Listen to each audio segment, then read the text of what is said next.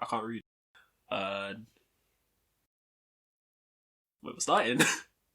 I was just like to keep the camera on. I think you never know what you're gonna. Oh, you never know what you're gonna get. Yeah, it's like with a film when I was still in it. Cry, tear. Many years ago. Many years ago. One of the things they teach you is that it's always better to film more than you need because you never know what's going to be useful. So, I'm gonna be honest. All of this is gonna be useless, but we'll see how. What's up? Wow. I can't do it, man. I can't do it. See, you're not ready for the YouTube life. You're not ready for the YouTube money. I'm not here for the YouTube. I'm here for the content of the podcast, isn't it? There's nothing to do with the platform that is. It just so happens that I'm only plan to put it on YouTube, innit? Because it's long to. I'll probably put it on like streaming platforms eventually.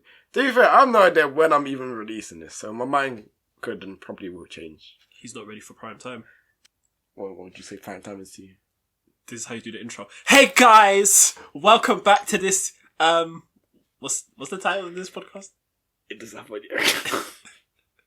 Welcome. Actually, I think I thought of a podcast title in the last time I recorded, but I'd have to watch the footage, or it's gonna be awkward because that is gonna come out before this one. So the fact that I've forgotten. Yeah, it's a bit weird. And listen, since all you guys know, yeah, I've been saying this is why it's important to keep organised because usually. Let me screenshot this one.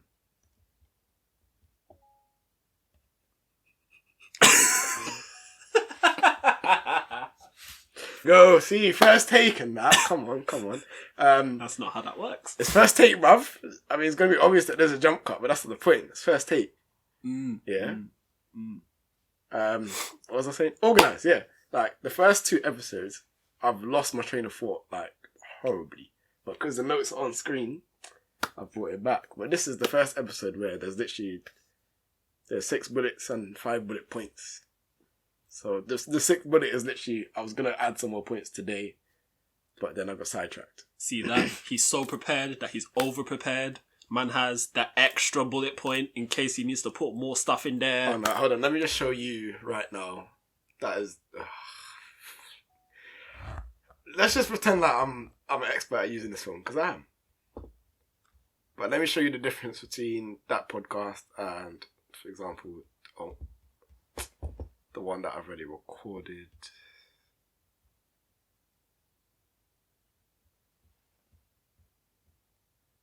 Yeah, massive difference, right? Wow, you're underprepared. I'm not. Because, as I said to you, this is going to be more of a conversation rather than just me talking. Because when it's just me talking, I said to you, I get distracted a lot. Fair enough. Lose my train of thought. You haven't even introduced me or anything. I'm just that is a good point. A random guy in your bedroom. Wow. Wow. I was asked to be a guest, but he has not treated me like one, so I feel very disappointed. No, didn't you ask to be on it?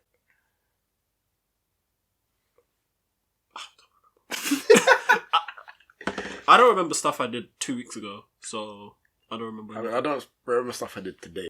Yeah, so who are you, man? Oh, hi. My name's Ayo. What do you do, Ayo? Who are you? Who are you? Hi.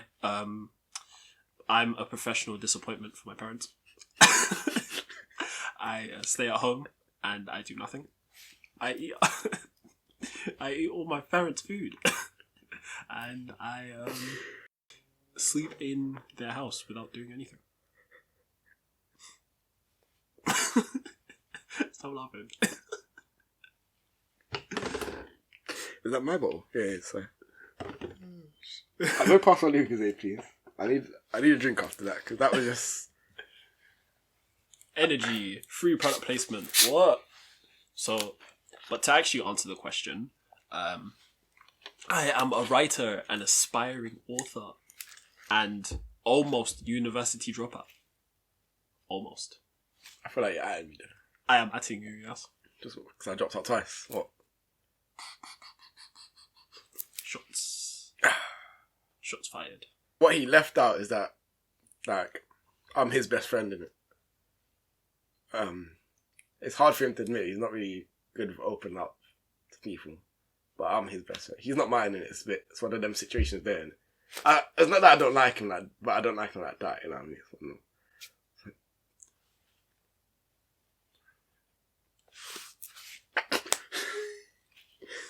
Cool. That's a nice watch. Shut up. You want to leave it here? No. I would like it to stay on my wrist. Nah, we've been friends since year 9. Why are you looking at me that? I can see. Just gotta make sure you remember the years. I've known him since year 7. We were like friends in year 9. But to be fair to me, we didn't become close until after we left St. Thomas More. Yeah, that sounds about right. Yeah. We got like closer than we were in year 9 when we got to 6th form. But we weren't like, I wouldn't consider us close friends until after that. And when we were gymming and that, I got bigger than him, get me? I was like inspiration to him. Yeah, I was trying to be like you. And then he left me in the dust kind of thing. It's a bit awkward. And then we drank alcohol on a beach for a few days. That was an event. That did happen, yeah. That did happen. And that is not the holiday story that we're going to talk today. The holiday story we're going to talk today is when you went to Amsterdam and... No, it's not. I've never been to Amsterdam. So I think someone else did. I went to... So yeah, the story of... I guess the title of this episode, Cheating on Your Girl for £45. I didn't actually cheat on my girl for £45. Let's get that straight. I didn't cheat on that girlfriend. Because he's had multiple. Yes. So I'm in Amsterdam, right? Me and my older brother and my cousin. We're in a strip club. It's red light district, and you can't go to Amsterdam, not go to red light district. Just for the vibe in it, because it's a bit weird for brother or cousin to go to strip club together. So yeah, we're just there for the vibe, the atmosphere, whatever. Just see what I go on. And the strip clubs in Amsterdam are like very.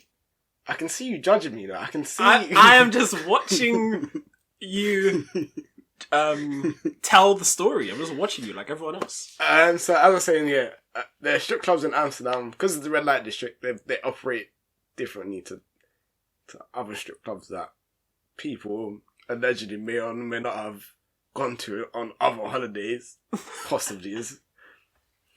Question: what makes Amsterdam strip clubs different to, let's say, strip clubs in the UK?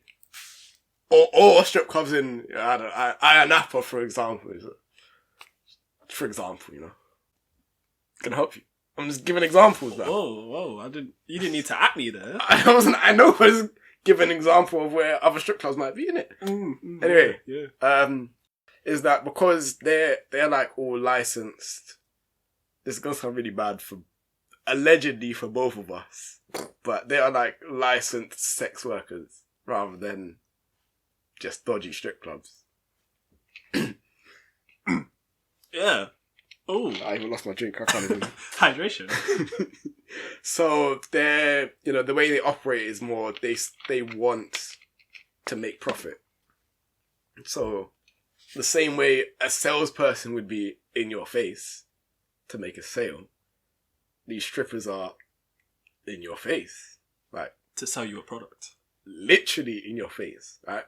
To the point where I was sitting down and this girl just happened to, try and sell their product to me. And for the audience at home who weren't there, I wasn't there, so I don't even know either. What did she look like, and what was she trying to sell you? She was decent looking girl, from like a decent 7 out of 10. So, brown skin girl, blonde hair, half naked. The regular. Yeah. I understand. When I say literally half naked, probably not even half, because half like kind of implies that she had 50% worth of clothing on. She did not have what people would consider 50% dressed. She was literally just in her underwear, right? Good old 10%. And when I say she was literally in my face, like she literally brushed her boobs in my face. Why are you laughing? I'm enjoying the story. I don't know about you. I was enjoying the moment. I can't lie to you, but I was literally just talking about this with like if it was a bit bustier girl, no, there's nothing wrong with the small titty woman. But I'm just saying, if she had been a bit bustier, then that situation might have turned out a bit left for me. You know what I mean? Oof. We were high. We only drank on the first night we were there. Other than that, it was just straight, Amsterdam dealing. You know what I mean? Devil's lettuce. Yeah, that one. So yeah, my brain was just a bit slow. But I remember leaving the strip club, looking at my phone, thinking, "Oh, but it's midnight. I could have got paid." But luckily for me, because of the time difference, it was midnight in Dam, but it was still 11 p.m. in the UK. So my paycheck hadn't gone through, and I did not, in fact, cheat on my girl for the €50 that she was offering her services for. So, just so that we're making it clear for myself and the people at home, you did not purchase the services of this young lady because you were not paid. Your place of employment did not give you the payment of the month, and that is the reason why couldn't you ask me monogamous today. Why couldn't you ask me? Oh, I assume you didn't buy the services because you were in a committed relationship. Huh? Why do you have to make me look bad? Because we have to ask the real questions. This is a safe space. Nobody wants to lie. This is not a safe space. You sleep here. Why would it not be a safe space? Because this is a space where I talk to myself, and I'm the most harsh critic towards myself in it. So, as you should be. This is most definitely not a safe space. So that's that story. I did not. Would you cheat on your girl for £45? No, because I love and appreciate my lady. Shout out to you. But for £50. Oh no, I would never do that. I'll never do that. Increase the price. I'll never do that. No, never. Oh, she's gonna kill us when she sees this. The more serious topic of conversation. Go on. The more serious topic of conversation for today. So I'm saying it correctly. Okay. Is about what is acceptable in a relationship. So do you think, the first question I'm going to hit you with is, do you think your girl would let you go to a strip club? See, this is already weird. Speaking generally. In general? Yeah. I feel like most women wouldn't want that if they're not there. Because, some women may be onto that. They're like, yo, I want to throw money at the strippers too. So they want to be there. There is actually services in Amsterdam, like in the red light district, where people put signs on there. Well, obviously in the red light district, there's signs on the window for, because these are actual, qualified sex workers, right? So they have to adhere to certain standards. So there were certain windows where it'd be like, we do couples or no couples or things like that. So if that's what you're into, like, it's sounds like a vibe to me. And the flight to Dam is quicker than the train to Uxbridge, you know what I mean? So Yikes. Yikes. It's tight, innit? So if that's what you're implying it into, because that's what it sounds like you're implying it. You're really trying to get me in trouble here, innit? No, of course not. Why would I ever want to do that? But as I was saying, in general, it would be no. But because I would say my partner would be like, yo, if we're not going together, you ain't going out. Oh, so yeah. That's sounds like she sucks, to be honest. Whoa. Whoa, son. And can you say the same thing for yourself? We'll get to that. We'll get to that. We'll get to that. Because I do have a follow-up, but this follow-up has kind of already been answered. But do you think she could let you go to a strip club? Not a general strip club, anyways. Oh, certain extra activities, extracurriculars. You know what I mean? There's extracurriculars going on behind the curtain. Do you think she would? If it's behind the curtain, then, one of them ones where she don't know what hurting all that, innit? I mean, I'm not saying this. I'm just saying what I've heard. Don't look at me like that. What have you heard? Don't look at me What have you heard? Don't look at me like that. What have you heard? Don't look at me. I would say, if she doesn't know, then in theory, it can happen. However, you shouldn't be doing them things because you should be faithful and you should not be in those places. You should be... The worst part about this conversation right now is I know you're a good guy, but right now you're speaking like you're not a good guy. Devil's advocate, we have to answer the question by attacking it from all angles. True. So, in theory, you can go, and in theory, you just went out to the bar with the lads. In theory. But... Nah, that's different. If you tell your girl you're going to the bar with the lads, and you end up in a strip club where they do extracurricular activities... Then that's straight up cheating. That's just straight up cheating. Straight up adultery, as they do say in the Bible. But the answer is no, by the way. You don't think? Like, that's what I'm saying. In terms of in Amsterdam, that the whole red light district is part. Like some people say that's part of the tourist experience, and that includes. So there was this one thing. The more that I talk and the more that you talk, I really feel like, listen, none of this is my idea. I was just, going with what my brother suggested we would do, so this is what we didn't. But there's like a place you can go to, and there's like a naked dance show in it. Okay.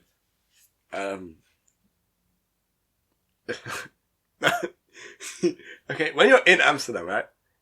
It doesn't feel as awkward as it does me explaining it, but now that I'm saying it out loud, it sounds really fucking weird. But so like, naked dance show. Yeah, but you're in a room. Okay. Where there's like booths, and then you pay €3 to stand in the booth and watch you like basically people. Not like people, there's like a glass for you to watch you in it, and then like, you can.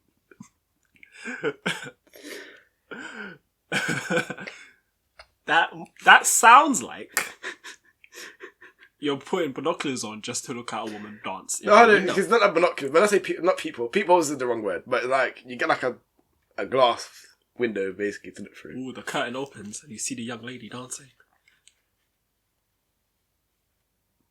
Pretty much. Wow.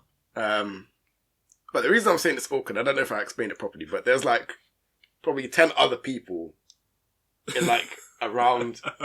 So like she's like on a rotating kind of stage, and then around her she's like encased in a box, kind of not a box but like a round kind of room, and then you step into the booth where your window has access to that room, but because it's like a window you can also see the other people. Okay. So I think that's, even when I was there I was like, this is strange, like this is weird. Alright, devil's advocate time. What is the difference between that and watching a young lady dance on Instagram Live? Tell me the difference. The difference there is that in Amsterdam, as I said, these are qualified sex workers and not random Instagram influencers. I mean, with big batty. There's qualified sex workers on Instagram, if you didn't know. I mean, I do know that, but when you say people dance on Instagram Live, you're implying that these are not qualified sex workers. I'm not implying anything. I'm just saying people dancing. Listen, if that's what you want. I've browsed the Instagram Live or two in my day. Yeah. Browse. I've only browsed. I know the truth. I know the truth. Oh, why are you shouting? Why are you shouting? You're shouting. These are my wavelengths, bro. Look. I swear that's not me, fam. That's you, bro. That's not me. That is you. A quick side note, yeah. The last podcast I was talking about was like what to do when you're annoyed. And I was like, oh, for example, if you're playing 2K, and I got so heated, like you can see the wavelengths increase when I started talking about 2K. I think that was like 2 days before I deleted it, because that day I was so mad just talking about it. Man. That's a terrible game. Anyway, yeah. See, this is going smoothly. Like, we're already 20 minutes in. It's fine. Normally they've lasted like half an hour, but because multiple people, That's just two, but two still multiple. It's more than one. It's true.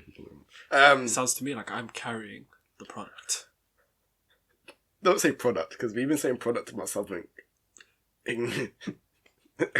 No, we've been saying service. No, we've been saying product. We've been saying product. Well, everything is a product. This podcast is a product. Stop saying product, please. what the young ladies be offering in Amsterdam are products. Oh man, and with that strip club as well, like there was no back room. Like it was just, imagine like a bar, but with curtains in the corner. Raw. Yeah. Yeah. I saw a couple British lads come out with a smile on their face that day, man.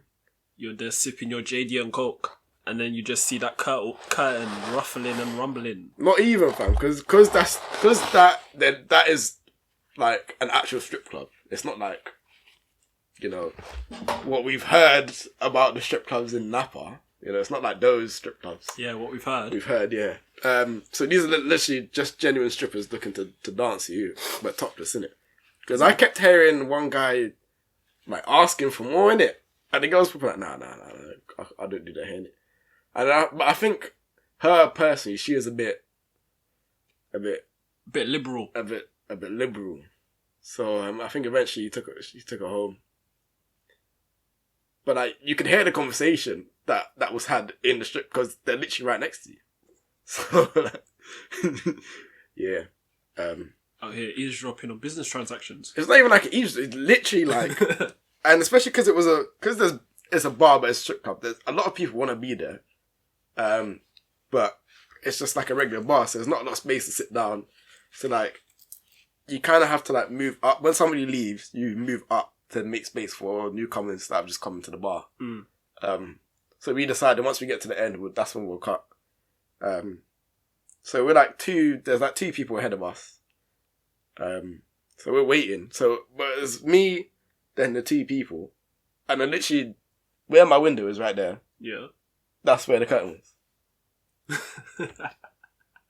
So I don't have much choice to... Was it the same colour as your curtains? It might have been. There were a lot of lights in that club. Fair enough. So it was very blue in that club.